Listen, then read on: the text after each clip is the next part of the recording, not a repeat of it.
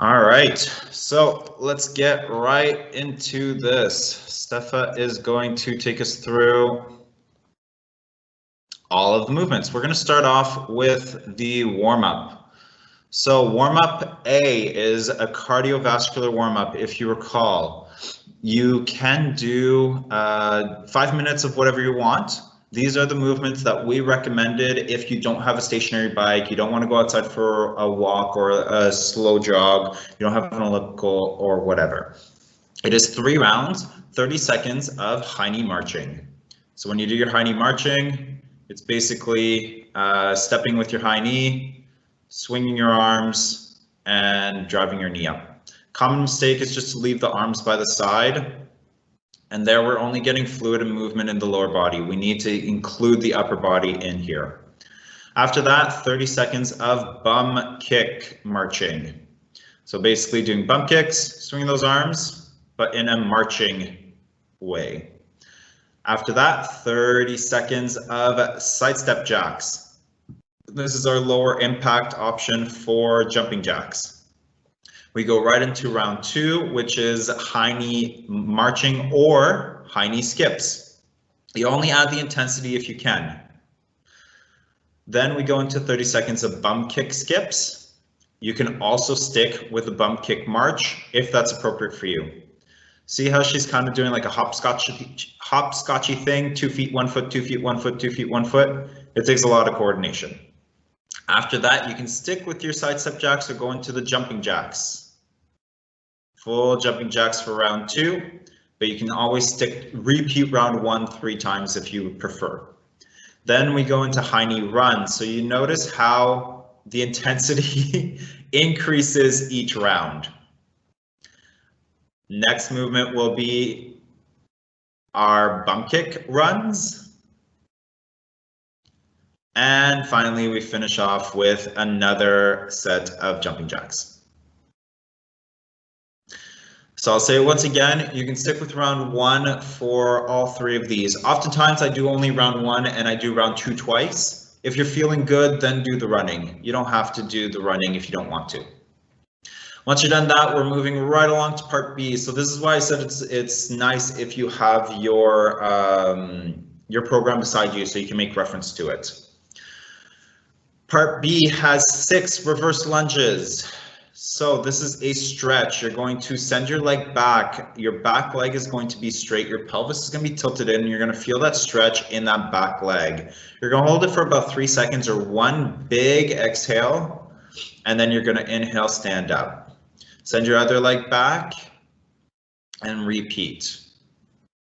In terms of modifications, you can drop your knee onto the ground in order to make this movement a little bit easier.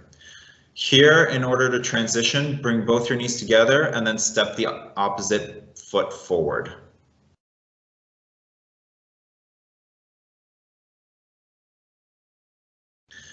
If you're doing this, whether you're standing or kneeling, you can add a little bit of movement. You can add a back flexion by reaching up overhead or extension. I get those two confused.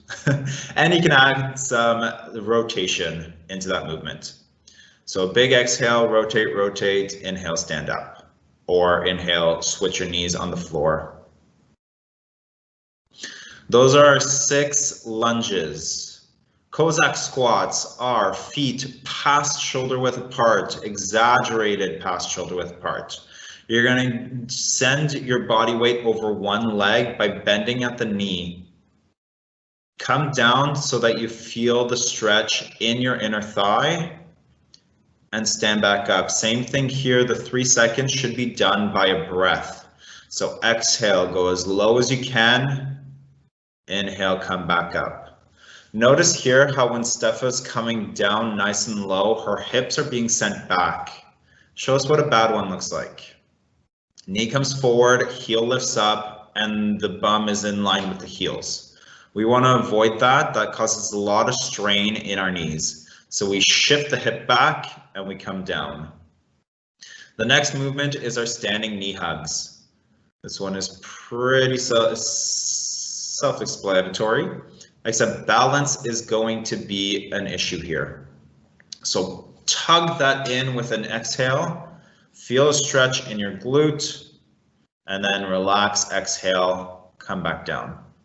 To make this movement a little bit nicer, if your balance is an issue, you can hold on to a wall, but if you want both your hands to be free, you can just lean your shoulder into a wall. That makes the movement quite easy in terms of balance, and you still get all the benefits out of it. You can also do this laying down on your back, but we won't, or will we? Yeah, show us what it looks like. Knee hug, exhale, inhale, switch. Knee hug, exhale, inhale, switch. We recommend standing just to work on that balance. Quad stretch. This can also be done side lying, but we'll demonstrate it standing. Grab your ankle and tug it in. Notice how her knees are in line together and her knee is pointed down towards the floor. Common mistakes are to have the knee too out to the side or too far in front. In terms of this one, to make it a little bit more challenging, you can go, Stefa, show us your beautiful standing bow. Good. And in terms of making this a little bit easier, same thing on the ground or on the wall. On the ground, you're going to want to be side laying and then switch. It's a little bit awkward because you have to switch sides every single time when you're side laying, but anyway. Next, we go on to standing pigeon. This one is going to be challenging in terms of mobility. You grab your ankle and you twist it in. So it's kind of like a knee hug, but it's twisted in. Always breathing through these movements. If you're not able to do this one, you're probably going to struggle for the rush techniques. So this is probably a good indication that you need to include mobility. The modification is laying on your back. Cross your leg over your knee and then pull your knee in. Exhale, inhale, feet back on the ground. Switch knees, switch foot to the other knee, pull it in. Exhale, inhale, feet on the ground, and repeat for 6. Next, we go on to 3 rush progressions of choice. I'm going to talk you through the first 3. We're going to demo the second and the third, and then the other remaining of the 8 are on the YouTube series. First one is something that you need to do before you even start the program. It's learning how to activate multiple different muscle groups, primarily your core, your glutes, and your quads. These are your stabilizing muscles, and they need to be strong and sturdy in all of the movements in order to effectively complete the movements with ease and efficiency. So, Stefa, lay on the ground. Rush progression number 2 is our hand releases. We activate our stabilizing muscles, core, glutes, quads, press the feet into the ground, knees lift up, hand releases by squeezing the shoulder blades together, lifting up the arms, and then relaxing. We do not relax the core, the glutes, and the quads. We only relax the scapular muscles. How to not do this is to do a back bend. The back bend disengages the core and activates the lower back. We want to keep the core engaged, and we want to move through the scapular muscles. So it looks like this. Next up is, so you'll do 10 of those, then you do 10 scapular push-ups. This can be done in tabletop position. Hands stacked under your shoulders, knees stacked under your hips. Drop down by squeezing the shoulder blades together. Push through by spreading the shoulder blades apart. Common mistakes is to try to just do a push-up where the elbows bend. That's not what we want to do. We want to see movement through the shoulders. Other common mistakes is to do a shoulder shrug. Can you show us from the side angle? Where the shoulders come into the ears. We don't want to see that either. Keep the shoulders separated away from the ears. Drop down, come back up. To make it more challenging, let's see it from a kneeling plank. And once you feel comfortable there, let's go to a full plank. That is progression number 2. So when you're at progression number 2, you'll do 3 rounds of that. 10 hand releases, 10 scapular push-ups. We're going to go through progression number 3 real quick. The rest are all on YouTube. Progression number 3 has 4 parts actually. Part 1 is your 10 hand releases, 10 scapular push-ups that we just demonstrated. Part 2 is working on leaving the straightaway lines. We take the full technique and we separate it into 4 separate movements. Movement 1, we activate our stabilizing muscle groups. We lift up our hands by squeezing our shoulder blades together and we do a full push-up. If you did your push-up from your knees, you come into a top plank. Movement number 2 is to drive your leg into a deep lunge. If you're lacking the mobility to be here, the mobility program is going to be your best friend. Then we come into a 3-point track start. Send your arm back to get ready to stand, and then swing the arm to a full stand. That is, we'll do 10 of those, 5 per leg. The third part of the progression number 3 are archer push-ups. This is to help practice leaving the turnaround lines where we twist our body and we go the other direction. So you'll see Stefa as she comes up into her push-up, she leans her body onto one arm. 10 of those. Trying to do a hand release every single time. Yeah, good. 5 per side. The last part of progression number 3 are stepping into a Cossack squat. This is helping us practice. Yeah, Stefa had some issues with this while we were practicing. This is helping us approach the line. So do you want to face your side? You want to face the line as if you were running, but we just start from a standing position. Or if you want to prep yourself, you can do some stationary marching like Stefa does. We step into the Cossack squat and we bend into the back leg. So the leg that is going towards the line is straight, the back leg is bent. Stand back up and repeat. We do 10 per side. Good. So Stefa, show us what it looks like if you bend into the front leg, and we'll explain why we don't want to do that. The reason we don't want to do that is when we're coming in at maximal speed, our weight is going to continue to transfer. Our knee is going to push forward, and what's going to happen? Our ankle is going to twist. That's why we do this at low speed first, and then we work our way up to being able to do it at a fast speed. Let's move on to all of the movements. Block A, we have a single arm banded press. And we're starting to run short for time, so we might go quick here. Starting with the band not taut, the elbow is locked by our side. We step forward until it is taut. And then we come into a quarter squat position, hips sent back, knees are bent, back is flat. From here, we just use our chest muscles to press. 2 seconds out, 2 seconds back in. To make this movement more challenging, we can step a little bit further forwards. And we won't demonstrate this, but you can also change the band or add more bands. Another stance, do you want to show the other stance? Another stance that you can use is the staggered stance. Make sure that your back heel doesn't twist in. That happens to most people, so keep it back. And your back heel doesn't have to be on the ground. Stefa, show us what it would look like. Yeah, on your back toe is a great option.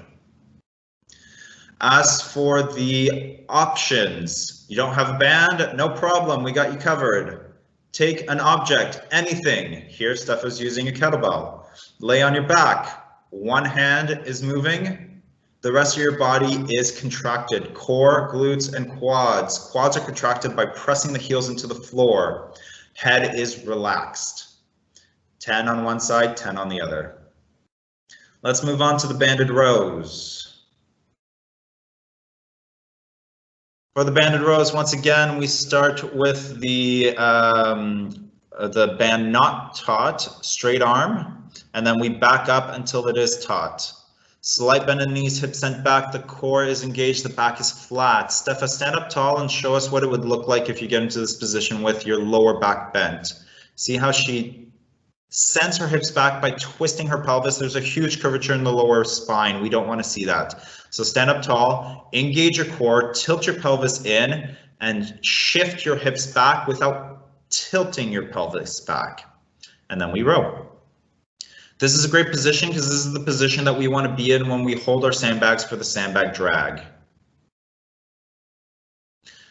No bands, no problem. Also, both of these movements can be done with a cable machine if you have one. So no bands, no cable machines, no problem. Grab any weight that you have. Steph is using laundry detergent, coming into that bent over position. So hips sent back, back is flat, so the pelvis is not tilted. Slight bend in the knees, and we row. Single arm. Here we want to focus on stacking the shoulders and the hips together so the shoulders are straight. Can we see the front ankle? And show us what it looks like if you lean in. No, like twist. Shoulders not stacked. Yeah, we don't want to see any of that kind of stuff going on. If you're needing to use momentum in order to lift it up, that's working a little bit more power than strength. We don't want to see that. Stance number 2 can be done as seen here, resting the arm on the knee in the lunge position. We're not twisting at the spine. We're lifting as heavy as we can without using any momentum. That is the upper body block A. Lower body block A, reverse lunges, standing up tall, step one leg back, drive your knee down and then stand back up. If you're on a soft surface, feel free to let your knee touch the floor. If you're on a hard surface, let's not worry about that. It's going to possibly cause bruising of the knee, so let's just come to a hover. We do 10 on one leg and then 10 on the other. Notice how Stepha's arms are driving. That is extremely important. We want to practice driving the arms because that's what's going to get us, or that's the movement that we use when we run. If you're lacking in balance, lean your shoulder on the wall so that you still have free use of the arms, lunge back and swing the arms. If you want to make it more challenging, let's add some weights. In order to add weight while keeping your arms free, we use a weight vest or a backpack. Here, Stepha's backpack is empty, so it's doing nothing. You will want to put stuff in it. And the movement looks the same, but what we want to avoid is not stepping back far enough. That's a common mistake. So if you're not stepping back far enough, your front knee, yeah, well, that's a bit exaggerated, but yeah. Your front knee will track in front of your toe and your heel will lift up. So let's make sure that we really step back far enough. We keep that front heel on the ground 90 degrees where the knee is stacked above the ankle and drive and step through by pressing through the heels. We're doing reverse lunges here. Common mistakes is also to do a forward stepping lunge. The reason we don't do a forward stepping lunge is when we come out of the forward stepping lunge, we're pushing backwards. We actually want to practice pushing forwards. The deadlift is our next movement. Anything you want. Here, Steph is using kettlebell. We can do a Romanian deadlift, which is a stiff leg deadlift with only a slight bend in the knees, only if you have mobility for it, but that's not necessary. You can also do a common deadlift by bending at the knees slightly. We always start that movement with a hip hinge, so we send the bum back first, and the hip should always be higher than the knees when we are doing this movement. Back is flat. This is the same position as the bent over row, so we need to get comfortable here. This is also the same position that we get into when we do our sandbag holds. To make it more challenging, you add the weight. You can also do it with a band by stepping on the band.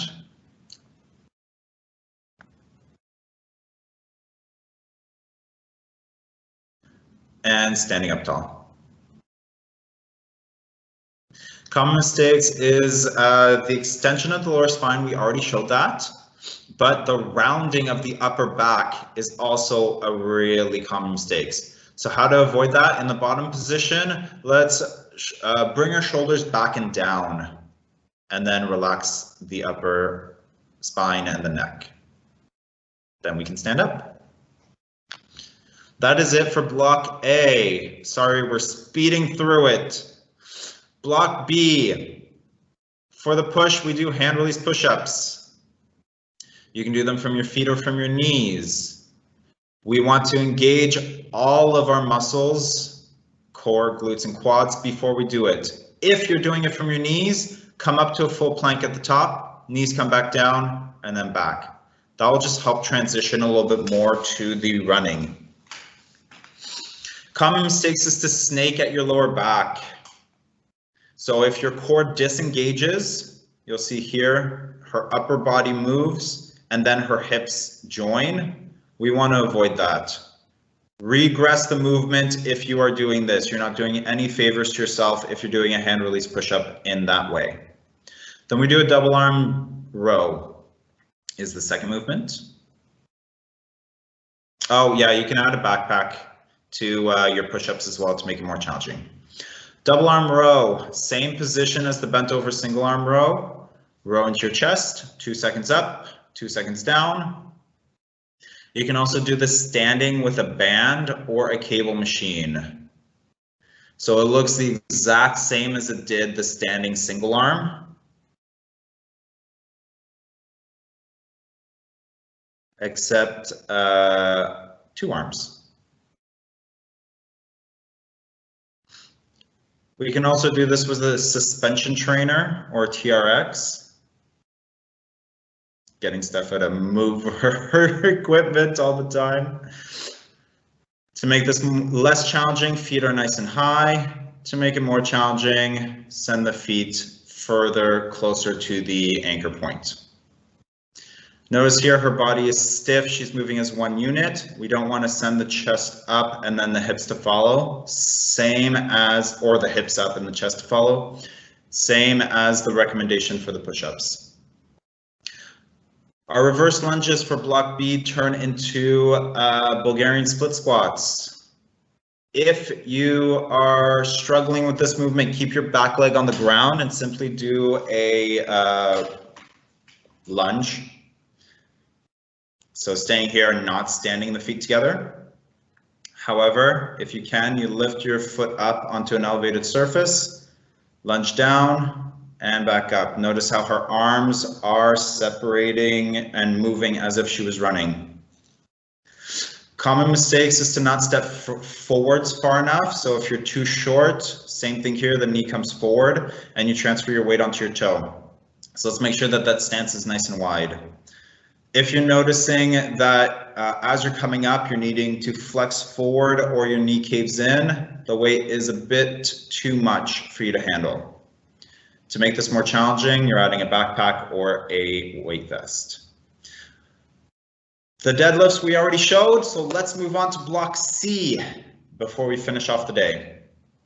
Block C, we changed the hand release push-up into an explosive push-up into a 3-point track start. Whether you do it from your knees or from your feet, it's totally okay. This is one swift movement, and this is also progression number 6 of the rush progressions. So you should be comfortable doing this by now. Notice here in one swift movement, she explodes up straight into that 3-point track start. 5 per leg. This is where adding weight is not necessarily important. We want to try to just move faster, get up faster, get into that position quicker. But if you want to, adding a little bit of weight vest and backpack is okay if it's appropriate for you. Steph is shaking no, she definitely isn't doing it. For the rows, we can do an explosive row. We can ideally doing this with a band, either bent over or standing. Steph will demonstrate the bent over one, but the standing one is the same principle. Explode into the row. Here, you can certainly use momentum of your upper body if you want. 4 seconds back to the start. We recommend bands for this one. If you're using weight, the initial power curve is only really at the start of the movement, but you can also do this with weight. Let's move right along to the explosive Bulgarian split squats.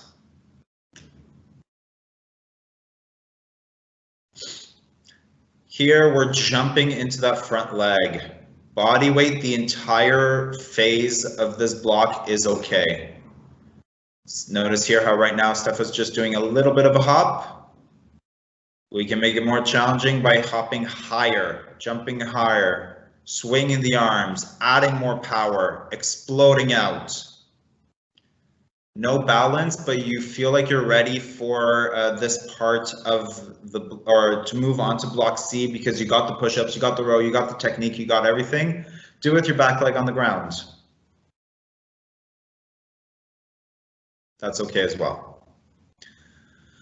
Last movement, we're done with the deadlifts. How do we transfer our pull into power? We have two options. We have an object swing. The kettlebell is going to be the easiest one to do it with, but you can do it with the backpack. You can do it with, yeah, your backpack's probably your sandbag. You can do this with the sandbag too. Explode through the hips, drive up and push that weight up. It's not about lifting with your arms. It's about lifting with your legs. You want to push through your hips. Same thing here, you can stay at 20 kgs all the entire duration of the block. It's about exploding harder. Alternatively, if you have a ball and you have I have a backyard that I can chuck my ball into. Steffa does not, so she's going to show us what not to do. Throw and then catch. Ideally, you're throwing it as far as you can.